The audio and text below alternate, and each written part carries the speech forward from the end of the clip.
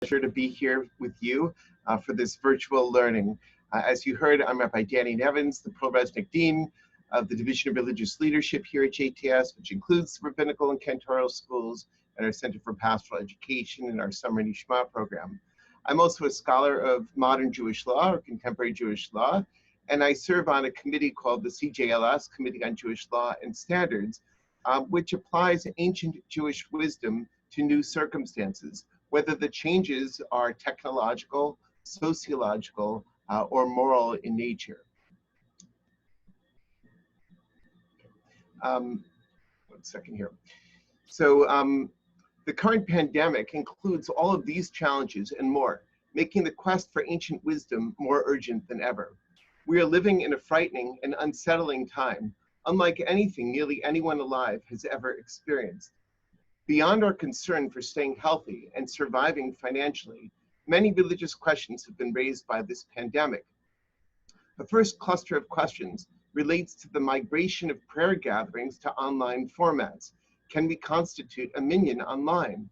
What about Torah reading? What about streaming on Shabbat and holidays? How about blowing the shofar on Rosh Hashanah?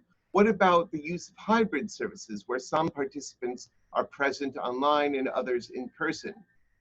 A second cluster of questions that the pandemic has posed relates to life cycle events. How do we handle rituals of birth and death, of marriage and divorce, of B'nai Mitzvah and other celebrations? Just yesterday, I drafted a new responsum on how to handle Brit Milah for boys who are circumcised early in the hospital before discharge. This came from a woman who's pregnant and is worried that having a traditional bris with a mohel in their apartment will not be safe for the baby, for the family, or for the mohel. And so it wants to have the bris at home, in the hospital, and then the ceremony later at home. Is there any precedent for such a thing? You'll have to wait and read it, but I found something in the 14th century with the Rashba. Then there are ethical questions. How should we allocate scarce medical resources, whether PPE, ventilators and dialysis machines, or even an eventual vaccine? Who should get it first? I wrote a responsum on this subject of triage for the CJLS in March, while I myself was recovering from COVID. There are also ethical questions related to the return to public life. How should we relate to risk? How much depends on the individual and how much on the community? For example, we had our family had 4 weddings that we were invited to this summer for the children of friends. They were variously delayed, moved, and limited, and we've had to settle for watching them online. How do you balance reducing risk with living your life and celebrating a good future? In this session, we will consider 3 primary texts, each of which provides a lens onto the dilemmas that we are contending with in this strange and disorienting time. Just gonna pause for 1 second, making sure we're still good. Okay. In the Bible, plague is known by a few terms that we read about, such as magefa, dever, and ketzef, among others. You may remember dever as one of the 10 plagues in the Exodus narrative and that we say in the Seder, but the word magefa is a bit broader. In rabbinic literature, there are additional terms such as ipush ha'avir and shinui ha'avir. The word avir means air or wind, and we usually translate these terms as a miasma or a malaria. You've heard of the disease malaria, but of course it comes from 2 words, mal, like bad, and aria, which is wind or breeze. And this refers to the fact that pre-modern people believed that there was such a thing as an evil wind, which would bring a plague into a region. And even though they didn't really have disease theory, they did understand a bit about contagion. And it is true, in fact, that malaria is an airborne disease. And so, but plague, all these words for plague do not necessarily line up with specific plagues that we know of. In fact, some of them might refer to cholera, which is not an airborne but a waterborne disease, and many others that are contact related or sexually transmitted. In the responsa literature, there are hundreds of references to plagues throughout Europe, and the Ottoman Empire in the medieval and early modern periods. And we'll come back to the Black Death in a little bit. We'll return to the rabbis in a few minutes, but why did the ancients believe that these calamities even occurred? Theories varied from the alignment of the stars to retribution for sin.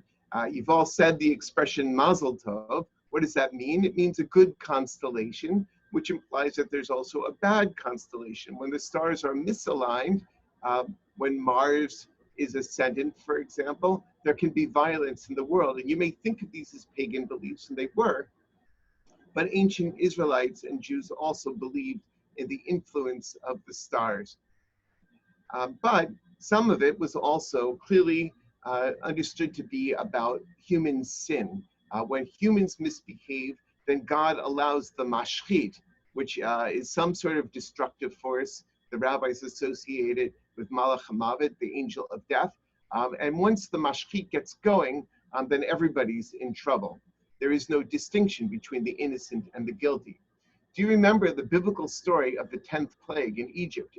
In chapter 12 of Exodus, Moses tells the elders to slaughter the paschal lamb and place the blood on the doorpost, and not to leave their homes until the morning, lest the destroyer, the mashchit, enter their homes and attack them.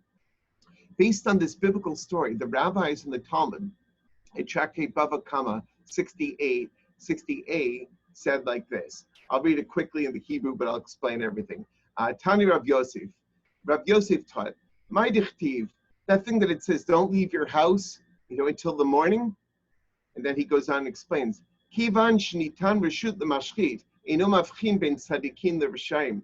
Once the destroying angel has been given permission to destroy, it does not differentiate between those who are righteous and those who are wicked. That's a frightening concept. The rabbis had this idea that once destruction, like a plague, has been unleashed, it can sweep everybody up. Now, was this only a rabbinic idea? Well, there was one wrinkle of it, which was a rabbinic idea. The rabbis believed that once a plague hits, it might hit the righteous people first. It's almost like they get more attention from God, and therefore they might be struck down first. But the idea that once a plague begins, everybody is at risk is a very old one. In fact, if you think about it, you know this idea from multiple biblical texts. After all, the story of the flood is one in which once God decides that the world is evil and needs to be destroyed, everyone is going to be wiped out unless there's a special protection. God couldn't say, all right, I'm not going to flood the neighborhood where Noah lives. No, Noah had to get onto a raft, onto his ark, and float away.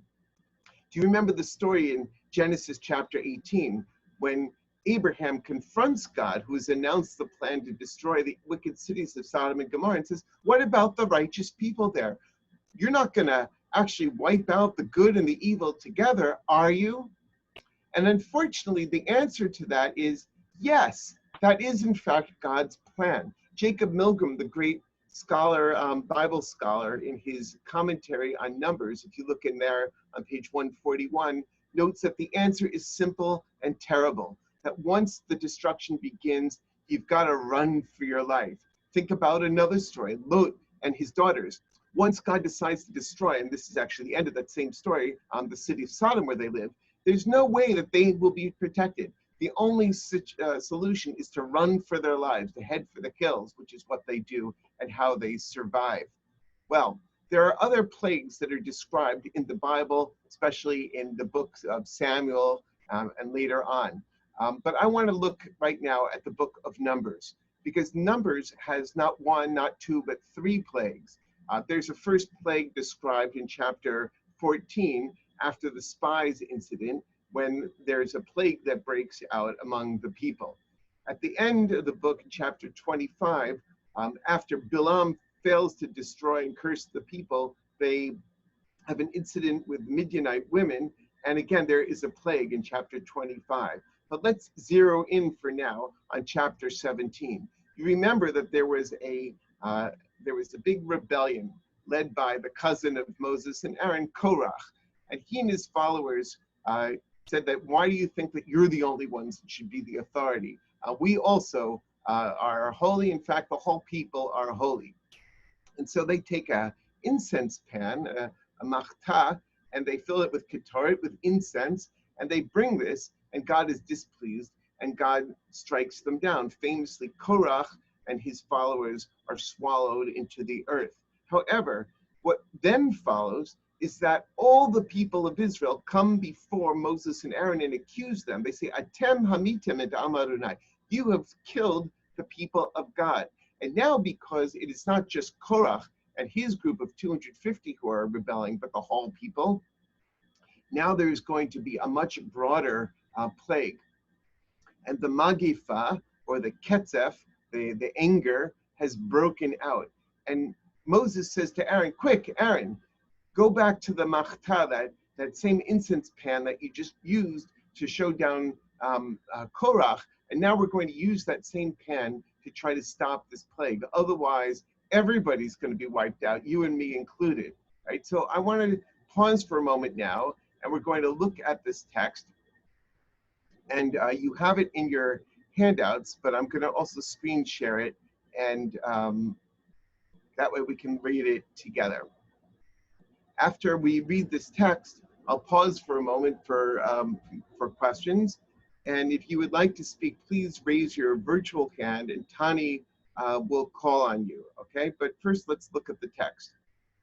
So this is from Numbers chapter 17. I'll read it in the English, but I want to point out a couple of the words in the Hebrew as well. The Lord spoke to Moses, saying, remove yourselves from this community, and I may annihilate them in an instant. They fell on their faces. Then Moses said to Aaron, take the fire pan and put on it fire from the altar. Add incense and take it quickly to the community and make expiation for them. For wrath has gone forth from the Lord. The plague has begun. Right? So in the Hebrew, ki yatsa haketzef milifnei Adonai, hechel hanagef. That word nagef is the same word as magefa. Right? And so magefa is this sort of plague. And the word ketzef refers to divine wrath. So they're understanding the plague as being a result of human sin and divine retribution. Aaron took it as Moses had ordered and ran to the midst of the congregation where the plague had begun among the people. He put on the incense and made expiation for the people. That's the word kapara that we use for Yom Kippur. He stood between the dead and the living until the plague was checked. Te'atzar hamagefa. It's a very dramatic image of Aaron as a first-line medical defender standing between the living and the dead to try to stop the plague. Those who died of the plague came to 14,700, aside from those who died on account of Korach. Aaron then returned to Moses at the entrance of the tent of meeting, since the plague was checked. Right? And again, in Hebrew, the hamagefa ne'etzara. So what we've got here is a theory of the origins of plague, that there's human sin, broad-based human sin, which leads to divine anger, which then leads to some sort of a free-floating destruction. And this is a kind of destruction that will not differentiate between the good and the evil. Everybody's at risk when there's a plague. It may be that some are guilty of causing it to start, but once it begins, it can affect everyone. And then this text also brings to us an idea of how you might stop it. Now, one way you might stop it, perhaps, is by doing repentance. But that's not what they do here. They use this incense pan, which you might think is a kind of theurgical act. I don't know if you know that word theurgy, but it means sort of not petitioning God, but almost forcing God to do something. It's as if saying, we've got this secret weapon that is going to stop God's destroyer from acting, and this is how we are going to save our community. So I'd like to pause right now and welcome any, I'm going to stop the sharing, and I'm going to welcome any questions you might have about my introduction or about this first biblical text. And then we're going to spend most of our time looking at two medieval and early modern rabbinic texts. So Tani, if there's anybody who's raised their hand, please call on them. Okay, Phil?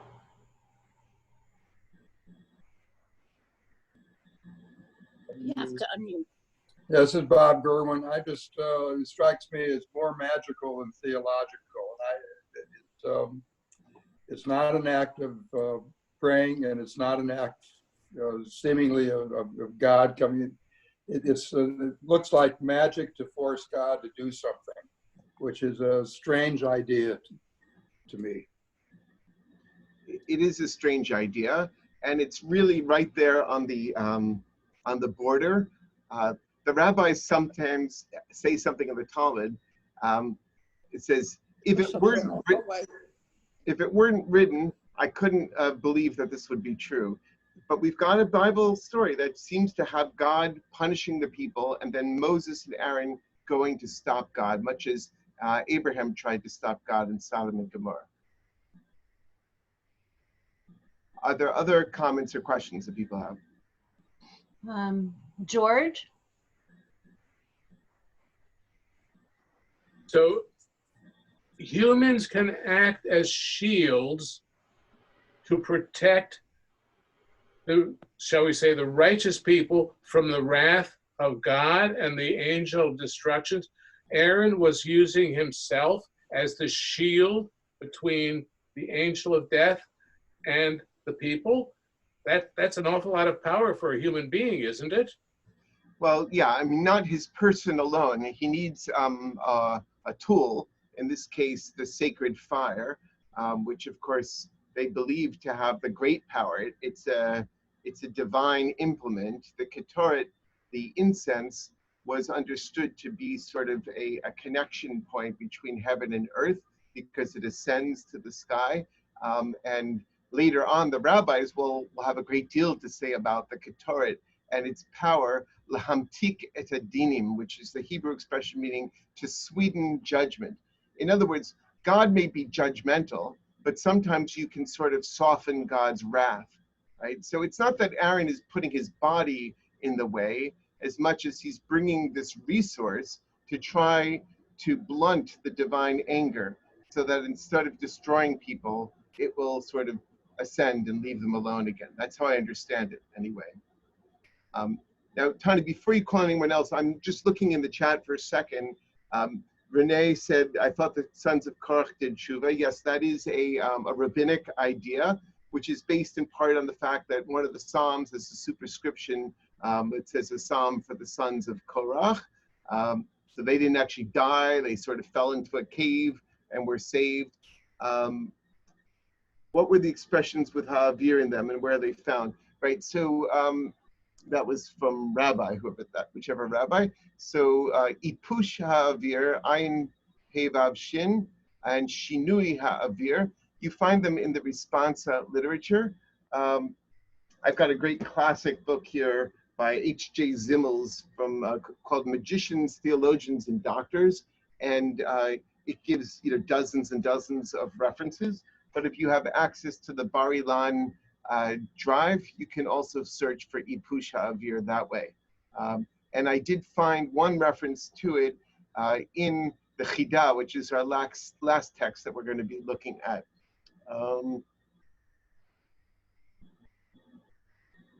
Yeah, I didn't include that Talmudic text from Bava Kama, excuse me, in the text, but it was in the handout, but it was Bava Kama 60a in the Babylonian Talmud.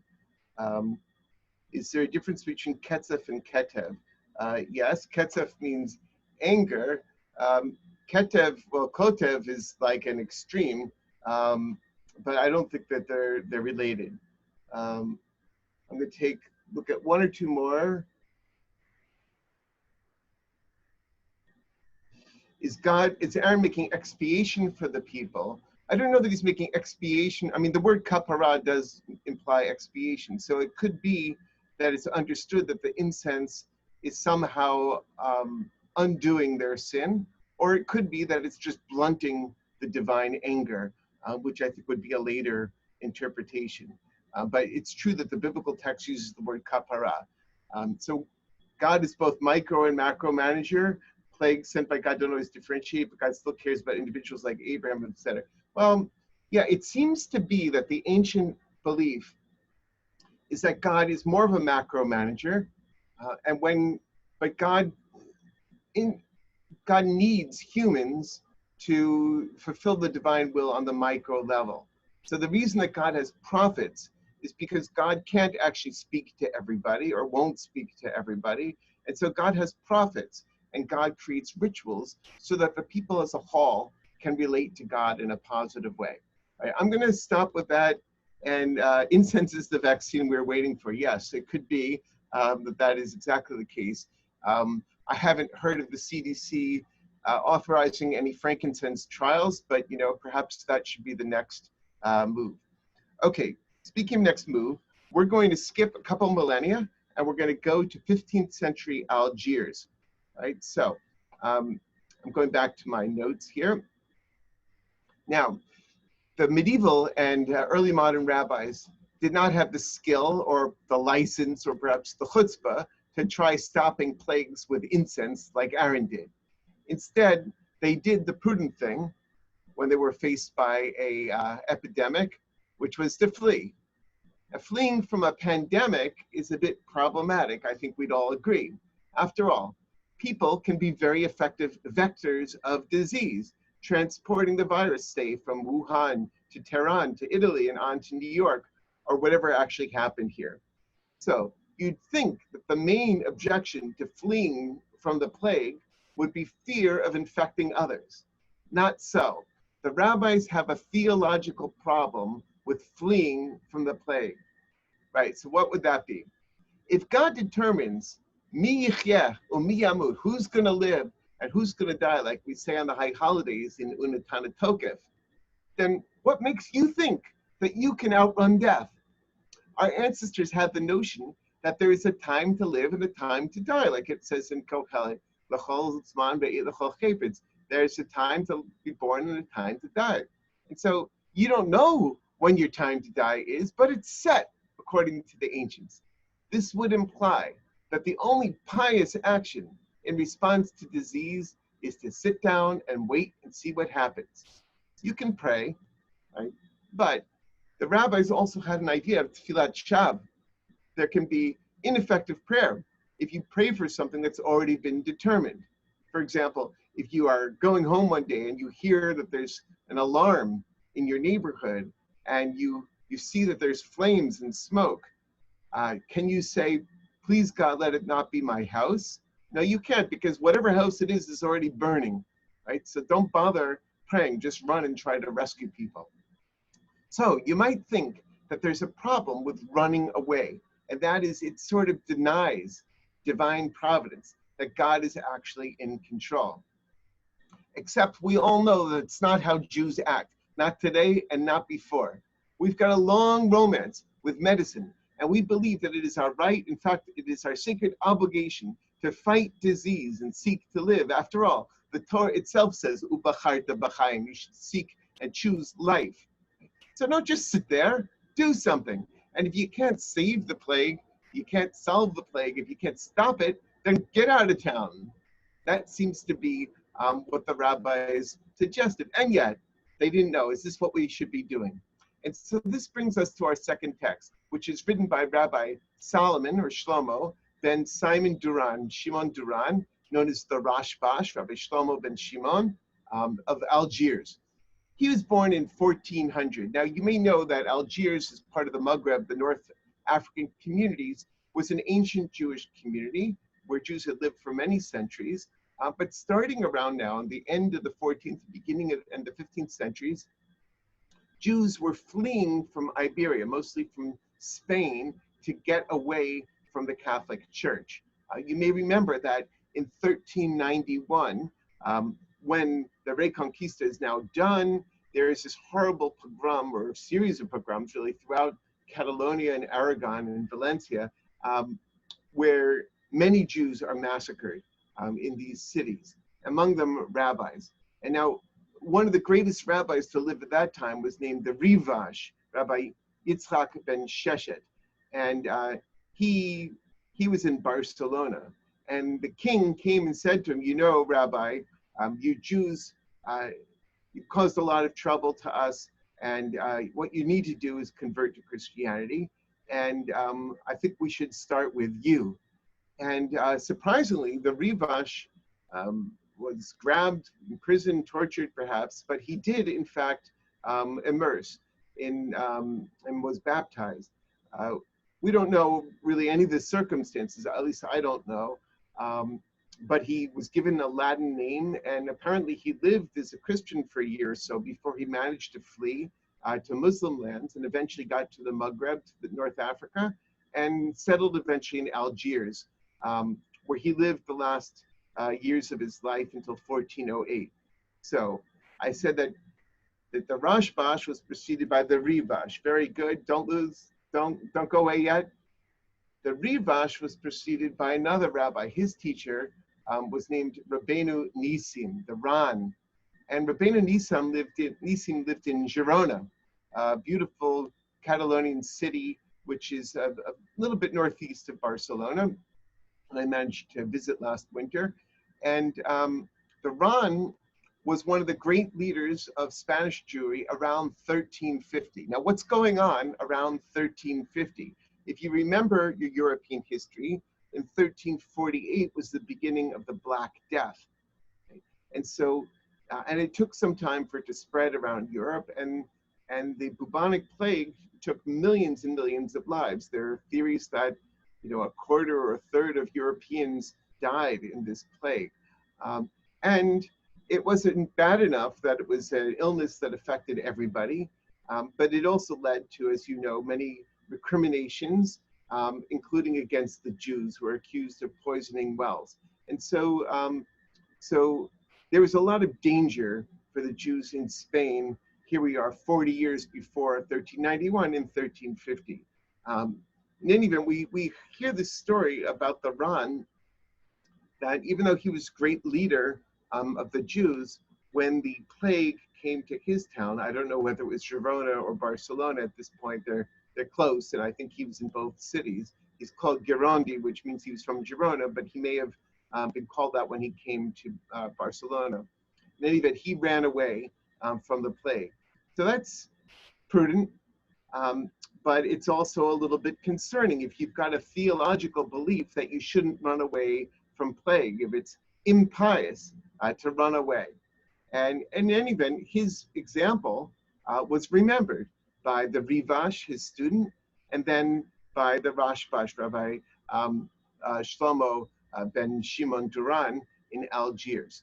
And so Rabbi Shimon, the Rashbash, in one of his responsa, number 195, he deals with this question: are you allowed to flee from the plague? Now he remembers that same page in the Talmud that I quoted to you from before, Bava Kama 60a. It says, during the plague, God gives permission to Malach HaMavet, to the angel of death, to walk down the middle of the street. This is, again, an ancient belief that generally death is very secretive. Death is like a personified character that hides in the corners and grabs people when they're not expecting it. Death apparently is not given permission to walk brazenly down the middle of the street, except during the plague. During a plague, death, invisible though it may be, is walking down the middle of the street.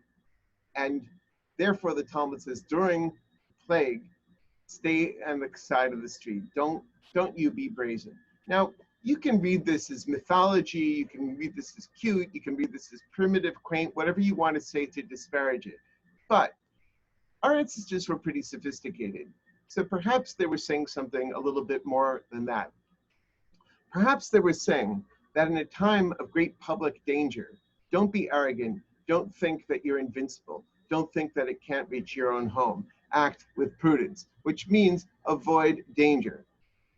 And although the personification of death as being like this secretive force, malevolent force walking down the middle of the street could be read very literally, and certainly was by many people, other people would say what's going on here is that instead of a mortality rate of whatever, that's a few people in a town in a year, it's all of a sudden a high percentage of the people in our town. It feels like death is on the march, right? And I think that many of us with millions of Americans and people around the world ill, 150,000 Americans already dead from this pandemic, and many more, unfortunately, likely, and many more than that globally.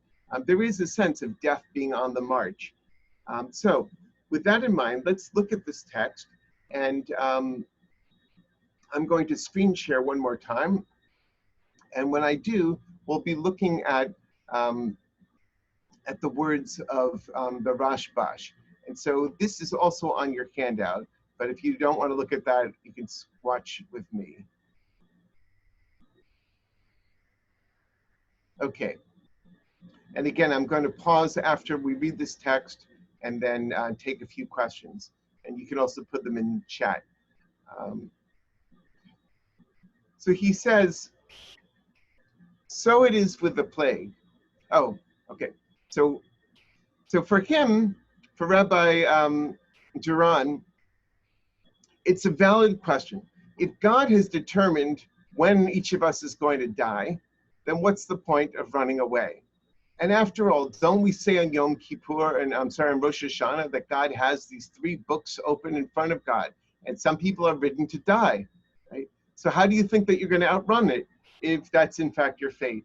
Right? But he says, well, it's true. There are some people who are written already into the book of life, and there are some people who are written into the book of death, and their fate may be sealed.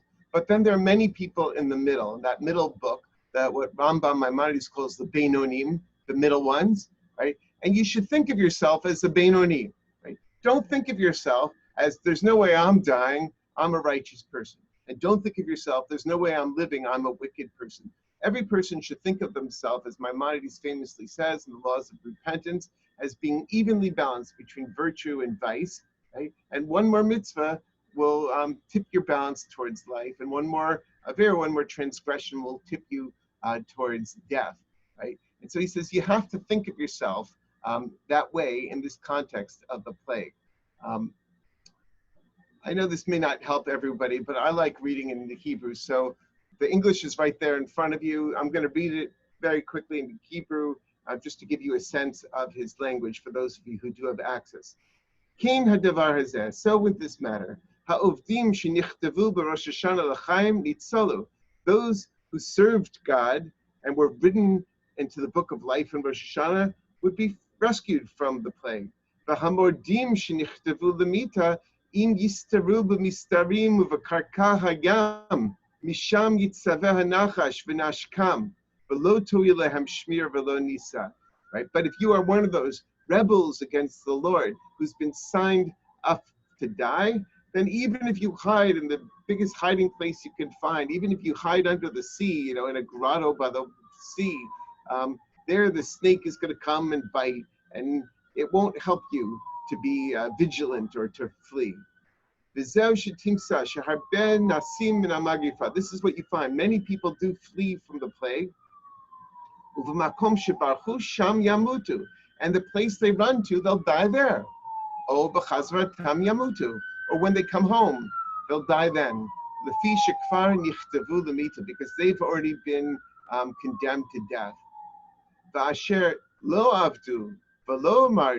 But about people who didn't serve God in truth, but on the other hand, they didn't really rebel. These people were not written either for death or for life. Their end is not nigh, they haven't reached their end.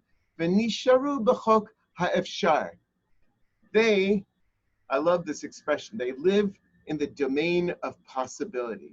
Their lives are contingent, right? Contingent. B'chok ha'efshar. Im sidru hanhagatam o barchu nitzolu. If they organize themselves well, they take good care, or they flee, they can be rescued. If they wear their masks, they wash their hands, they quarantine, they socially distance, they can be rescued. Or they go to their country house if they've got one, right? They might be able to be rescued, right? But the im nisharu, but if they stayed in town when the plague is raging, velo sidru hanhagatam, and they didn't organize themselves, they didn't, in fact, reform their conduct. I don't know if he means their hygienic conduct or their virtue, religious practice. He probably means the latter, but let's say it means both. Efshar sheyamutu, then they may in fact die. Va'alehem ne'amar chavi kamat rega ad she'avor azam. It's the end of the verse there. About them, we have that verse in Isaiah. You look it up, Isaiah 26, that says, hide for a while until the wrath will pass. Okay? So what you've got here is a theological defense, which is also a pragmatic advice. Okay? Don't think that you're impervious and you should just stay home and nothing will happen to you, but rather take care of yourself, improve your conduct, take care of your safety, and run away. Right? And he's saying this as a way of trying to save lives. Now, before I open this to conversation, I'll just point out, this is not so far from what a lot of us have heard, even in this plague. There are people who say, I don't wear my mask because I figure when God is ready for me, God will take me. So I don't have to worry, I don't have to wear my mask. And he's saying, fool, don't think that you know. Right? You are b'chok ha'efshar. You are in the status of possibility. You might live, you might die. How do you try to live? You change your conduct, and you also move yourself away from danger. You do those things, then maybe you can live. So that's what I wanted to share from the Rashbash. We've got one more text, and we've got about a half an hour left. So I'm just looking at the chat here. So David Parker says that isn't the logical extension of not fleeing, accepting the fate, not sacrificing, praying, repenting, taking medicine, whatever. Well, I see your point, David. It's a good point.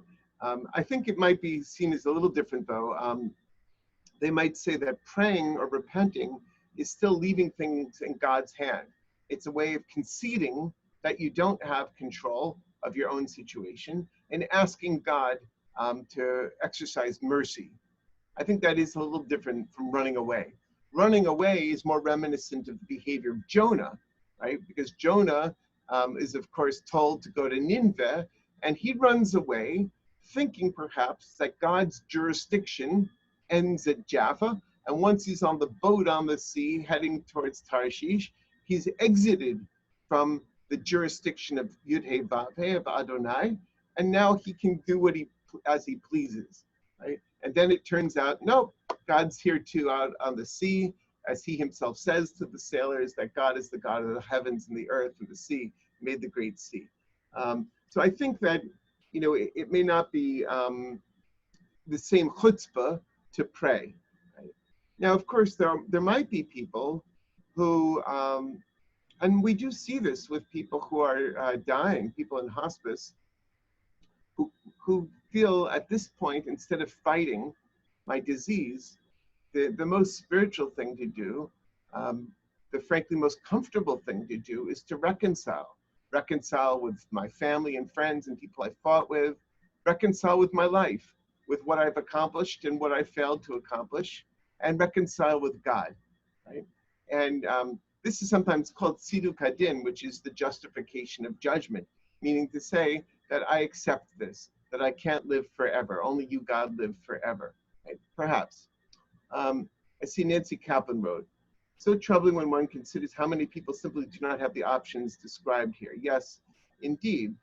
Of course, these are survivor texts. These are texts that are describing what do you do if you have options. But of course, the whole premise of a plague is that many people die before they even know what happened. And so, and of course, we're living in a time of enormous sorrow, of many people that we love and care for have grown ill and have died. And at this point, we're certainly not suggesting that they themselves are to blame, that if they had only done this, then they would have been okay. I myself got COVID in early March, I still have no idea how I got it. You know, I was at a couple of public events. It could have been anywhere.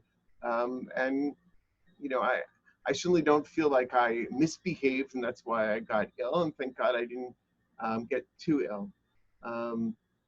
Okay.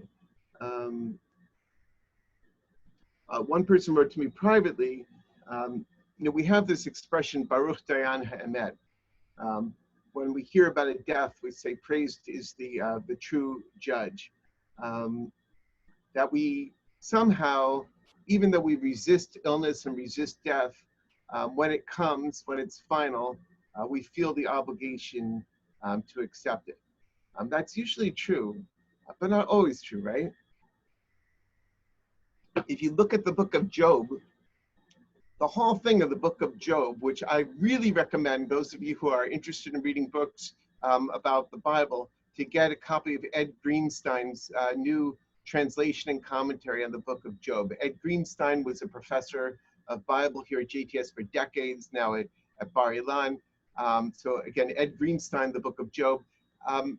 And he points out that Job, to the very end, is not reconciled to the divine justice. He's not willing to say Baruch Dayan Ha'emet, you know, praises.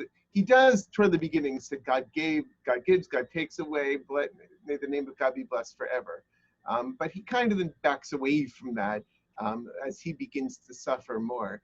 And according to Greenstein, even at the very end, he's being sarcastic with God. Like, all right, God, you're the boss. You can kill whoever you want. You can torture whoever you want. Doesn't mean I have to praise you for it. That seems to be the case for the book of Job. And of course, we Jews sort of live in a tension, a creative tension between accepting the divine will and raging against it. You know, and certainly after the Holocaust, there are people who raged and people who accepted, and other people who lived with both. In Michigan for many years as a rabbi there, I worked with a wonderful cantor named Chazan Larry Viter, alav shalom, who was a Holocaust survivor who had 11 members of his immediate family murdered. And I said to him once, Chazan, I get that you decided to continue to be observant, but I don't understand how you became a chazan, you know, singing the praises of God day after day, year after year, having experienced what you experienced. And he said, well, I thought to myself, what would I gain by turning my back on my religion? At this point, at least I have someone to whom I can speak. You know, I can speak to God, I can plead with God, I can cry before God, I can argue with God, I can praise God. I'm in relationship, and it's a complicated relationship, but it's better than no relationship. That's how I kind of think of this idea. Right? There are a couple of other things. Andrew Nagel, the mask isn't just about taking your own chances, impact on others. Absolutely true. Right? Even if you're going to die, you don't have to take everyone down with you. And yes, there are these types of ideas in other sources. We are certainly obligated to protect others from illness, and that's part of pikuach nefesh. It's also, if you think about it, in Vayikra, part of the whole concept of isolation or quarantine. And we're going to come to quarantine in just a moment.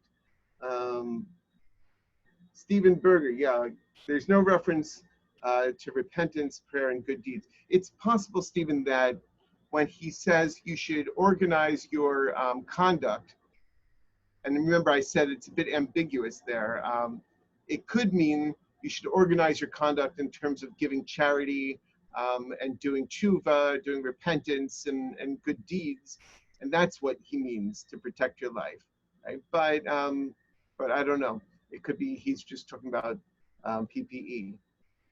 Jim Michaels, hi Jim. There seems to be a trend of people are very religious who flaunt good practices, virtue signaling. Does the text address these people? I mean, I'm not sure exactly what you mean. In fact, we're going to open it up. So if you'd like to actually speak up, Jim, and explain what you mean a little bit more, I'd welcome that.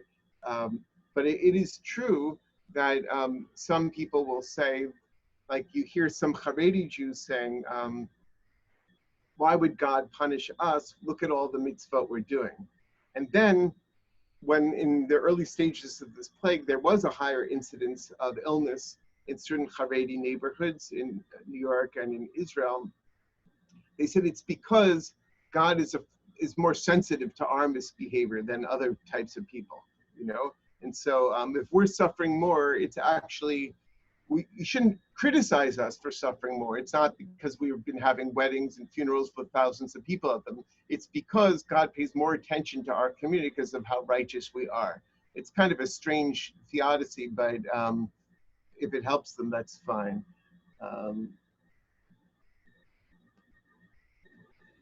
Yeah, I guess, Melvin, that's the same point there. Why would people who are observant flaunt protocols? Well, maybe they should listen to Rabbeinu Nissim and the Rashbash here, and they should also flee. And I must say that I've heard reports from the Haredi world that many people actually have changed their behavior. And so sometimes those of us outside look for the examples of the worst of their community, just like they might look at examples of the worst of our communities. But probably for most people, they are trying to behave. Okay, so, and I was given a reminder to move on to my third text. So I'm going to do that, and then we'll save time at the very end for conversation. So let me just pull up my third text for a second. All right, so Rabbi Haim Yosef David Azulai was one of the great 18th century Sephardic rabbis. Rabbi, we call him the Chida for Chaim Yosef David Azulai. And he was born in Jerusalem and lived much of his life in Israel and in Hebron. To support his yeshiva, he traveled a great deal. He traveled to Europe, to Germany and Italy and France and all over Europe. And he was raising money in all those places. And he actually wrote a travelogue, which is a source of historical information about the Jewish communities of Europe in the 18th century. Anyway, towards the end of his life, he got to Leghorn in Italy, and I guess, you know, liked it enough that he decided to retire there. And like a good retired rabbi, he got to work. And I think the last 18 years or so of his life, he was the rabbi in Leghorn. And he wrote many important commentaries. One which we'll look at is Machzik Bracha, which is a commentary on the Shulchan Aruch. And so let's look at this one. Let me screen share again. Okay, so this is the third source here. And so he's speaking about a lazaretto. Now, lazaretto, some of you may know this term. It wasn't so familiar to me, but I did a little research. You can look it up on Wikipedia if you're interested. It's a name that's used in Europe for different types of hospitals or sort of clinics for recovery. It probably comes from the name Lazarus, which you may know is a New Testament story of a man who dies and is resurrected by Jesus. But anyway, that word is used to this day in Europe for different types of medical clinics. But in this case, based on the context, I think it's speaking about a quarantine facility. You know that word quarantine, I bet a lot of you have looked up the etymology of quarantine. It means 40, and it comes from Venice. In Venice, I think already in the Middle Ages, they had the practice of getting maritime visitors, people arriving by ship into their port, to go off into this facility and wait for 40 days. And only after 40 days were they allowed to come into the city. So it's called quarantine because it means 40 in this medieval Venetian language. And apparently in other port cities like Leghorn, which is on the west side, you know, on sort of near Pisa, that they also had the practice of quarantining people for 40 days, okay? And apparently it was kind of like quarantine today, in that people had to stay in these little houses in small groups and pods, I guess you could call them.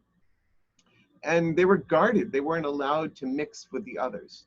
So I'm going to read this in the Hebrew, but feel free to follow the English, which is my translation. If there's a mistake in my translation, it's just Nevins against Nevins. He says, "B'lazareto shenoagim ba'arim ha'el," and these lazarettos, which we have in these cities, imish shtei kitot or shtei kitot sham she'inam yicholim ligaz zeh b'zeh. There are two clusters, two groups that are not allowed contact with each other. Perhaps one group arrived a week earlier than the other, so they're already a week further into their quarantine. You don't want to contaminate them because then everybody will be set back a week. All right. And there's 6 people in one house and 4 in the other house. So in other words, you've got less than a minyan, and we're talking about Jews apparently. You got less than a minyan in each house. Haim Halakhic b'misparam kamishpat, and they are divided in their numbers kamishpat by the law. In other words, they've been assigned to these houses. They don't have any choice to say, oh, we all want to live together, 10 of us, and have a minyan together. No, the authorities have told them, you 4 over here, you 6 over there. So what do? Shemati mirav echad ahuvenu. So I have a friend, this friend is a rabbi, shenistapekem ba'odenu sham, im hadal yicholim liot lifnei petach habayit v'yitztarfu la'asara. Right? Could the group of 4, cluster by the entrance to their door, the doorway or the window, where they could be seen by 6 people in the other house, v'yitztarfu la'asara, and together they will combine to make 10. Kivan sheroim zeh et zeh, since they can see each other. Oh, einam mitztarfim, or maybe you can't say that. After all, they are in 2 different houses. There's a pathway between them. There might be passers-by that walk by that are not part of their minyan. So can you, in fact, include the 4 and the 6? Now, I'm not going into this, but in the Talmud and Tractate Brachot, there are several passages that are relevant to this. In one of them, it says that a person who's, in Rosh Hashanah, there's a person who's behind a house and hears the shofar, can they count in the minyan? That's one thing. But in Tractate Brachot, it says that if you've got like a restaurant, imagine, they didn't really have restaurants, but a tavern, and let's say there's a room over here where there's a party of 5, and there's a room over here where there's a party of 10, and they can't really see each other, but there's a waiter standing in between them, a shamash, and he can see both groups. He can be the connective tissue so that the 10 can combine to say the zimun that you need 10 for, to say God's name, the way we say Rabotai Nevarech and all that. So he's now asking, all right, well, that was all within one building. Now you've got people in different buildings, but they see each other. Is that good enough according to the law, right? So, and as for simple old me, the word hedyot means a simpleton. The rabbi is calling himself a simpleton. In other words, I'm not such a great rabbi, but I've got an opinion. This is what it seems like to me. Nireh lefi ma katavnu, based on what we've written above, shemitztarfim, that they can combine. Dehare elu einam yicholim lavo b'bayit, because after all, these people are not allowed to be in the same house. V'hashomer imam, and there's actually a guard stopping them from being together. Basadeh lifnei hapetach, there's this guy stationed in front of their house saying, don't you leave.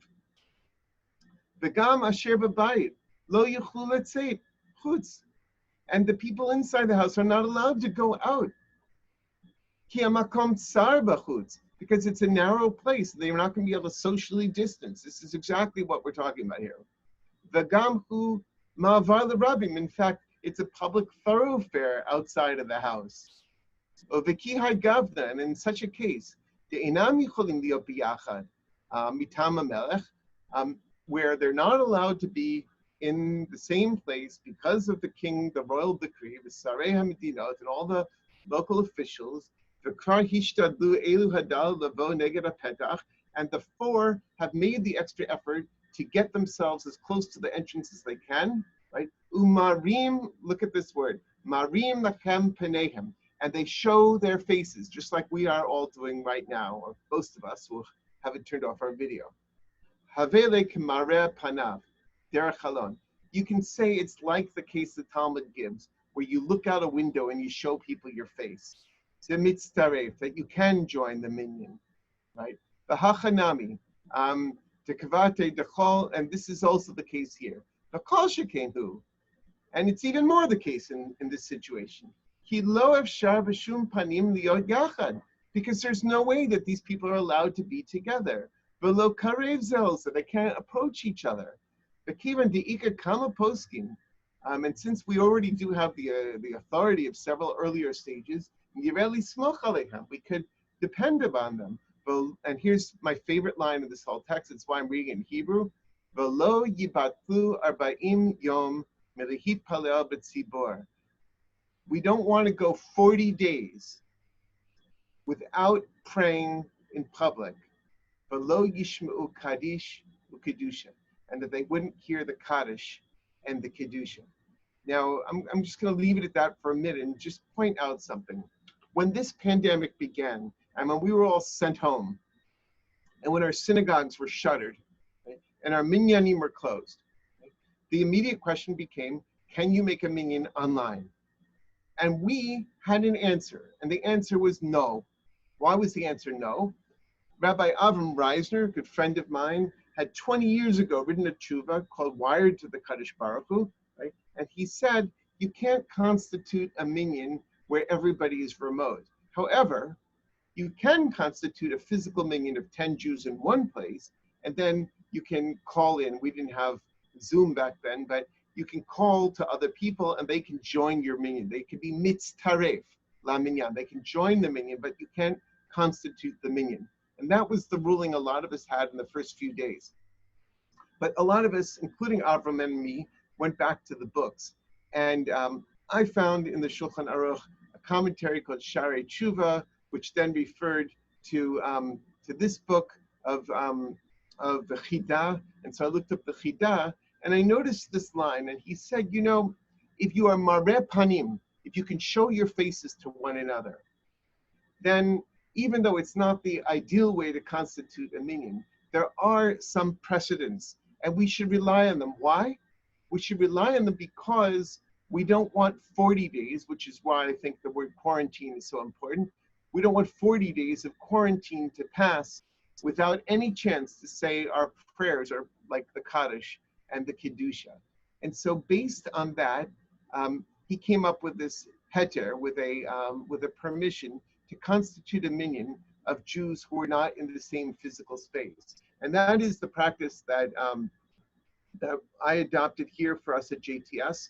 So actually, 20 minutes ago, our Mincha Minyan met here. I missed it because I was with you, but where we are davening in Minyan, as long as we have 10 people showing their faces by video to one another in Zoom, and that is also happening around the movement. Now, this is not dealing with issues of Shabbat and Yom Tov. Those are separate, and I'm not going to deal with them right now. But if you're interested, there was a long paper on that subject by Rabbi Josh Heller. All right, so I'm just going to take a minute to look at the chat, and we've got about 15 minutes left. So after I've looked at the chat for a second, I'm happy to hear other questions.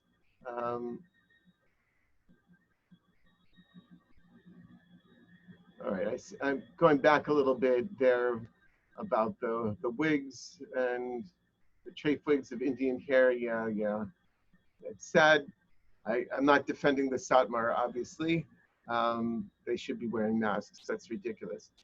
Has the CGL cited this text to support minyanim via Zoom? You know, it's interesting. I didn't write this up as a tshuva, but I believe that Josh Heller quoted me in quoting this text. So I think it is in a response that was voted on, but I decided not to write this up. I've written now 2 tshuvot that are related to COVID, one about triage, which was a major work of mine, and one now about early Brit Milah.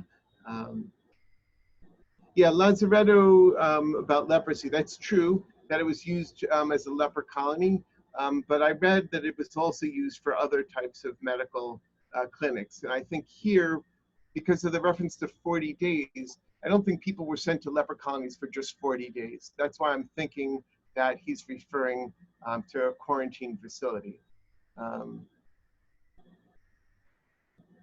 Yeah. During this pandemic, and I'm missing individual's relationship to Hashem.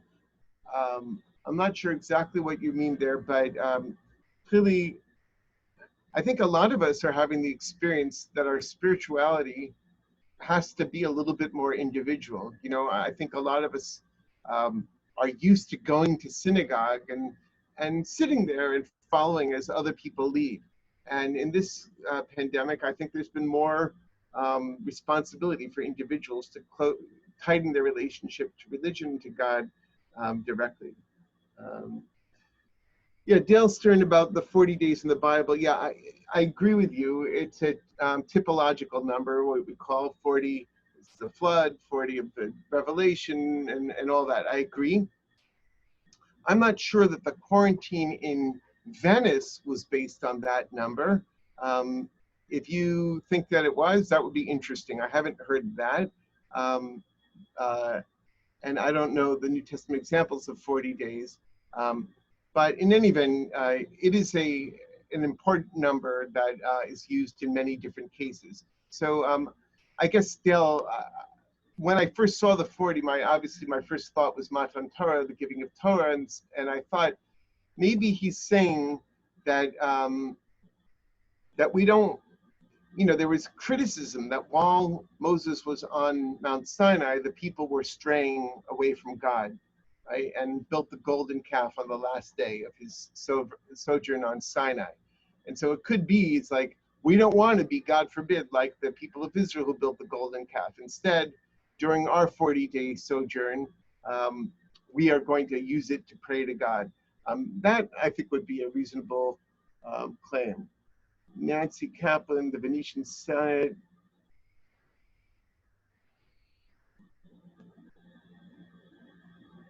Yeah, I'm with you, Nancy. I don't know that they were thinking of a biblical 40, but, you know, could be. Sarich Iyun, as the rabbis say, you have to study it further. Yeah, okay, Stephen Berger, very important point. Is the support there for a Zoom minion only b'shat hadachak in emergency situations? Exactly right. And that is what the law committee said. Only in an emergency scenario, when you cannot constitute a minion safely, can we rely on the chidah here. But that has been my teaching as well, that once it becomes safe for Jews to gather together, then we should again constitute minyanim with 10 Jews in one space, and you can then add people by Zoom or phone or whatever to add on to the 10. Of course, there's going to be like a middle ground. Like, so where are we now? I was just talking to a friend of mine who's a rabbi in Riverdale, and he's got a great medical team at his shul, and they have come up with a safe plan for having minyanim on their grounds, both outside and inside in small numbers, with masks and with distancing and cleaning and all the things. And they have air filtration and all that's been upgraded. And so do you say, well, if they're doing it in Riverdale and there are plenty of Orthodox shuls that are meeting in person right now, does that mean that our heter, our permission has expired? And I don't think so. I think that we need, to get to the point when it's broadly safe for Jews to gather together, and not just people who are daring, but all people, even people who are compromised in some way by a health condition that would endanger them.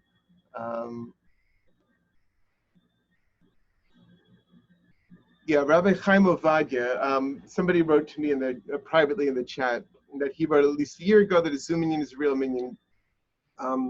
So I did read that tshuva of Rabbi Chaim Ovadia, who's a contemporary Israeli rabbi. He didn't exactly say that. As I recall, what he cited was that there's there's a statement earlier in the 20th century of a scenario in a cemetery.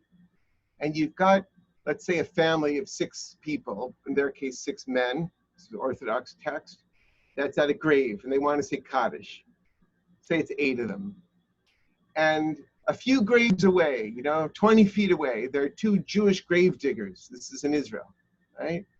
And the 8 Jews say to the 2 grave diggers, would you join our minyan so we can say Kaddish? Right? And the grave diggers say, we're on the clock right now. We can't come over. We got to keep digging, but we'll listen. And we'll say Amen Yehi Shmei Rabbah from where we are. And so that position was that even though they're not physically in the same location, they can join even though there's in between them a pathway and that type of thing. Now, it's not clear that you could really extrapolate from that to a Zoom minyan. After all, it might have been limited only to Kaddish, which, we have a high motivation to permit people to say Kaddish. And there's even some other examples of people saying Kaddish with less than a minyan in certain rabbinic texts. So I think that's there. I'm not sure that Haim Ovadia was used as a very broad basis. I've heard it cited, obviously, at the beginning of this plague. That was what everyone was quoting. But anyway, it is a basis which helped us with our, but I think the Chida text is much stronger. Ron Fish, hi Ron. I'm interested in your thoughts on a question I've faced. That's people joining a minyan from very different time zones. Can someone in Idaho, right, great point. This was actually addressed already by Avi Reisner in his 2001 tshuva, The Wire to the Kadosh Baruch Hu. And clearly people should be in the same time zone, or you don't have to be in the same time zone, but it's a close enough time zone that it's the appropriate prayer service. So somebody in Chicago in Central Time could join a mincha minyan with somebody in New York as long as it's within the right hours for both locations. But somebody in Israel right now, if I were doing mincha and it's already 9 p.m. in Israel, it's too late for mincha there, so they shouldn't join my minyan. Now, if they wanted to listen in on the minyan, and they wanted to hear my drush, or they wanted to say Hey Shmei Rabbah to my Kaddish, I suppose they could do that. But I don't think that they should count in the minyan. In other words, just like somebody who's already davened, right? Sometimes you may have this in your shuls. Hey, can you come make a minyan? And you say, well, I already davened mincha. And so people say, don't worry about it, just sit there. You can open a sefer, open a book, you can read, and we'll count you, even though you're not obligated in this anymore. So I guess that might be a smach, it might be a support run for counting somebody who's not themselves obligated to say mincha or mariv because they're in Idaho. But I think that would be another problem because it's still Shabbat for them, and like you indicated, and I think that could be a problem. Okay, someone said they didn't understand my point about the minyan. Well, ideally, a minyan would be 10 Jews in one location. We're saying is that in this special circumstance where 10 Jews are not allowed to gather, if they can be mareh panim, or they can show faces to each other, as in Zoom, they can constitute a minyan based on this text I gave you of the Chida, right, from the Lazaretto in Europe. But what if they are in different time zones? So the people who are, there are 8 Jews who have to say Shachri, and there are 2 Jews who have to say Mincha already, right? Or Mariv already, they're in Israel. Can they together constitute a minyan? It seems to me, no, you really should have people in the same time zone. Yes, there are strange things. There's like, what do you do if you're spending Shabbos up in the Arctic Circle in the summer, and there's no sunset, can you daven Mariv in a place like that? And we've said there's precedent for this of you go to the closest Jewish community where there is sunset and you just attach yourselves to them. But in general, you want to be in the same time zone.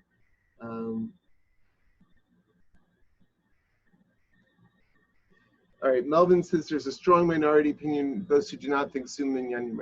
Yeah, I don't know what the numbers are, but there certainly are conservative rabbis who don't accept this. Rabbi David Galinkin in Jerusalem has been strong in saying he doesn't think that there should be a a Zoom minion. He lives in Jerusalem, and so what they did, he told me, is they stand on their mirpeset. They're in a building where God, this makes me jealous of Jerusalem, but a lot of things make me jealous of Jerusalem, but everybody goes on their porch, their mirpeset, and they shout out a minyan, and they can be socially distanced, and he's got a loud voice, and so he can daven for the whole neighborhood, and they can all join. But that's not so common, and I don't know that we should paskin based on that. When saying Kaddish, I saw, do we take ourselves off mute? Yes, because of course you want people to hear you saying Kaddish. Judy and Jerry, he's 2 or 3 from the Mizrahi communities. Was there a distinct difference from the Ashkenazi communities? So it's a good point.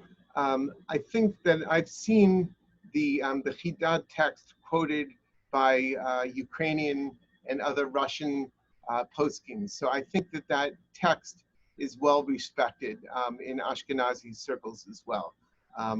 But I don't know for sure. Right. Someone told me that our Rabbi Ovadia, Haim Ovadia, is now living in Potomac and is doing minyan on Zoom. Good for him.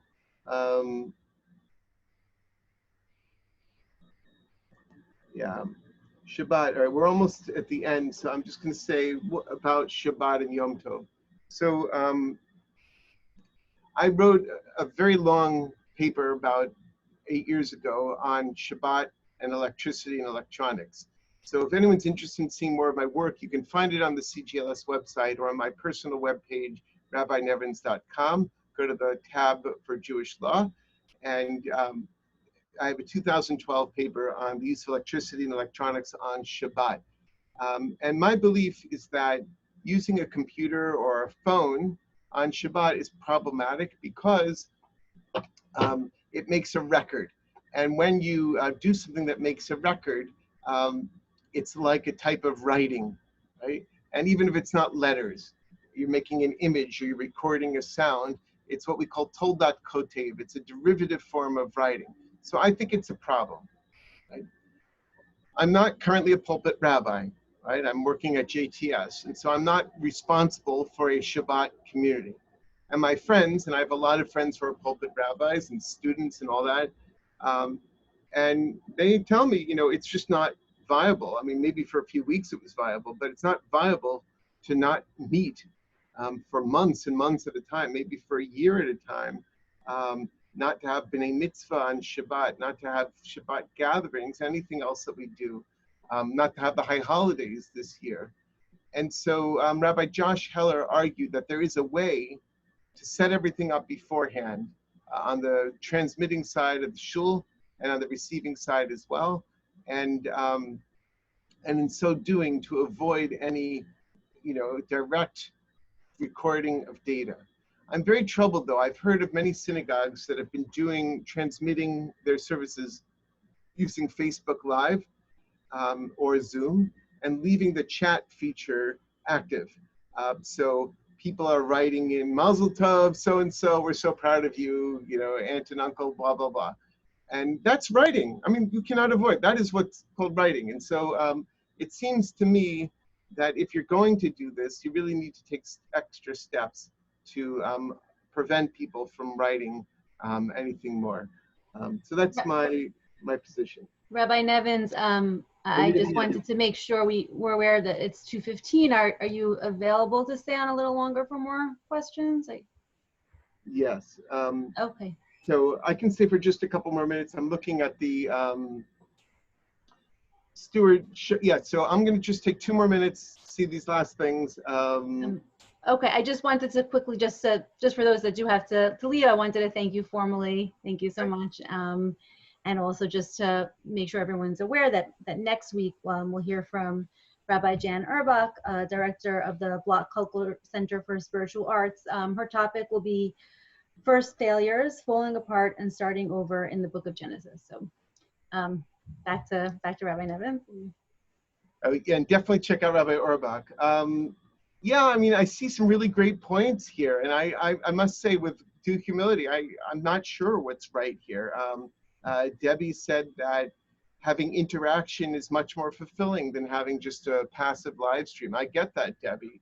And so I'm sympathetic. And I know that a lot of shuls have left open the Zoom room for people to interact. And by the way, I'm not saying that you shouldn't have it by Zoom or that it shouldn't be interactive at all. What I am saying is that having written chat might not be a good thing, and having recording should not be allowed. But to have something like this and say, okay, we're going to end the class and let everybody schmooze, like Kiddush, I've heard a lot of shuls are doing that. I don't really have a problem with that. Thank you, everyone, for the praise. I appreciate that. Yeah, the live and pre-recorded is interesting that David Ginsburg says. Gosh, there's a lot here.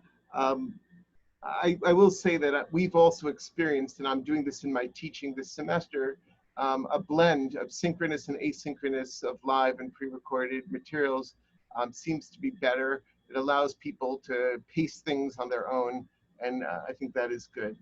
All right, I think I'm going to end there. So unless there's something else that's really urgent,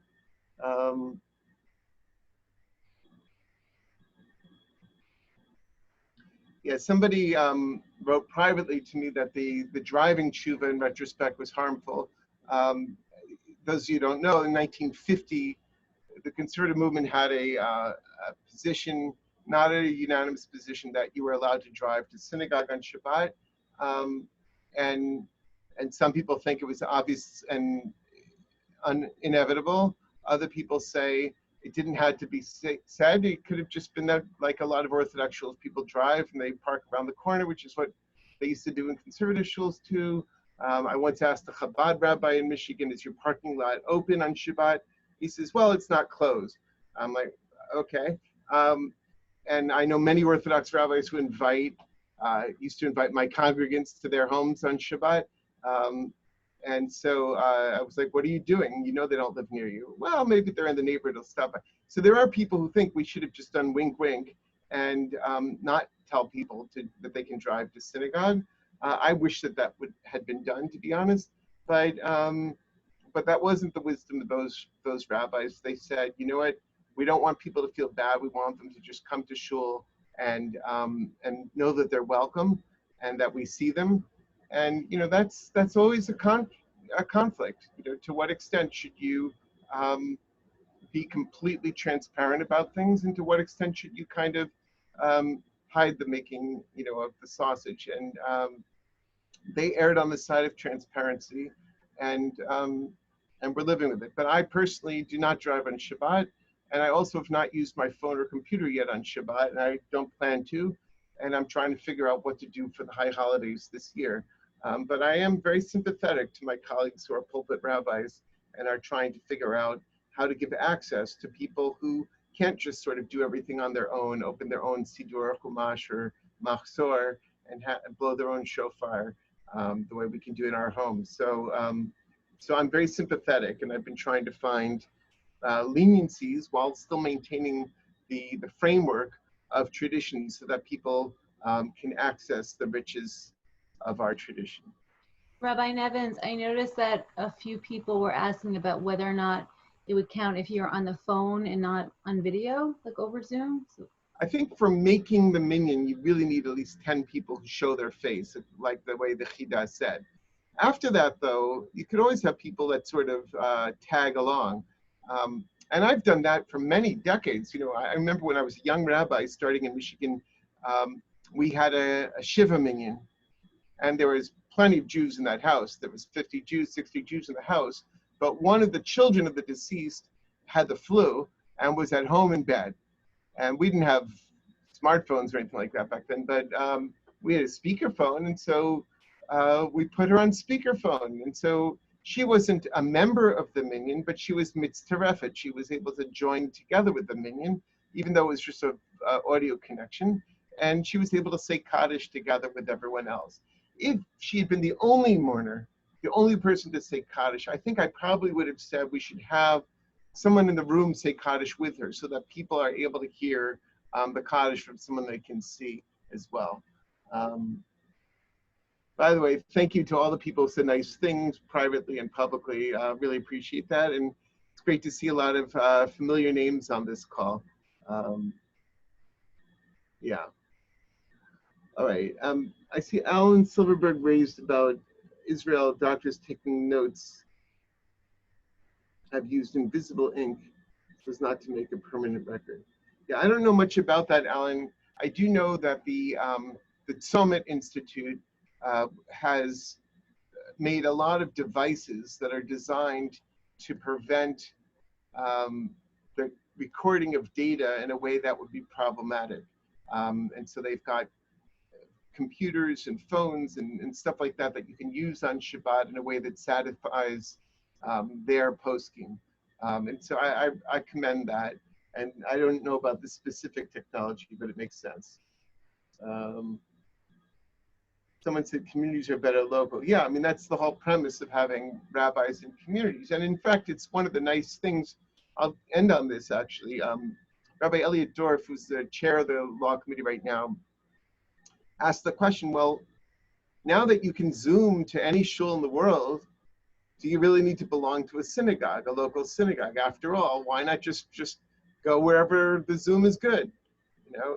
And, you know, he answered that, well, of course, sometimes you might want to check out something. You hear a Dvar Torah from another rabbi, hear a different cantor sing or something, or attend a simcha you couldn't otherwise get to. We do have a responsibility to support our own community. The Talmud says a person who has a synagogue in their community they don't support is considered a shachen ra, you know, a bad neighbor. And I think it's true. We have to support our Jewish communities where we live. We otherwise will have deserts, and you know there'll be a big. It's already happened, but there'll be a centralization of Jewish life in just a few centers, and many places will not have any Jewish resources of their own, even though there are Jews living there. And I think that would be a tragedy. Okay, and with that, I see Margalit says the writing. Hi, Margalit, by the way. All right. It's interesting that the ink fades. I'm not really sure because the issue with kotev is that you write, but davar shel kaima, you're writing on something that persists. The question is, how long does it have to persist? It's usually said until the end of Shabbat. So anyway, thank you for the people who are mentioning this. There's quite a few of you who know about the disappearing ink, so I will look into it. And with that, I wish you all a lovely day, and thanks for joining us, and come back to hear Rabbi Janet Orbach next week.